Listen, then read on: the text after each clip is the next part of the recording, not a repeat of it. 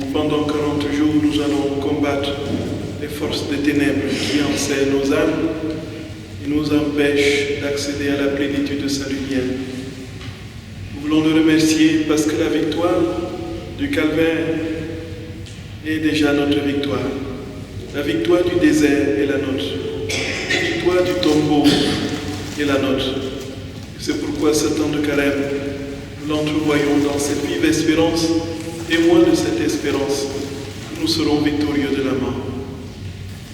Nous remercions le Seigneur pour ce qu'il permettra de vivre dans l'intimité avec lui et nous lui demandons de tout notre cœur de nous aider à avancer malgré les chutes et les rechutes vers cette victoire qui nous a déjà acquise en combattant victorieusement. Frères et sœurs d'amour, le Seigneur nous dit: je mets devant vous un temps, j'ouvre devant vous un temps de grâce, un temps de très très grande grâce, un temps d'immense grâce, un temps où vous allez vivre l'océan de mon amour jusqu'à en être noyé. Et c'est pourquoi, frères et sœurs bien-aimés, entrons dans ce carême, le cœur apaisé et le cœur déterminé à voir déjà cette lumière de Dieu poindre dans nos vies.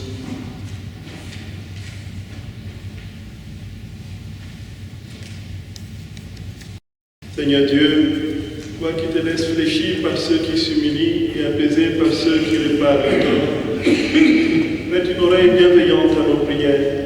En ta tendresse, répands sur tes serviteurs qui vont recevoir les cendres, la grâce de ta bénédiction.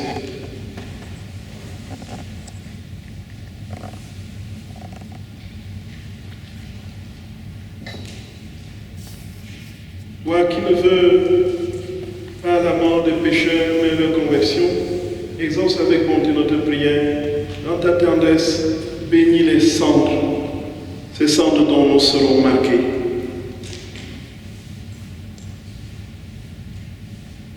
En reconnaissant que nous sommes poussière et cendres et devons retourner en poussière, en nous appliquant à observer le carême, puissions-nous obtenir le pardon de nos péchés et vivre de la vie nouvelle à l'image de ton Fils ressuscité, lui qui vit et règne pour les siècles des siècles.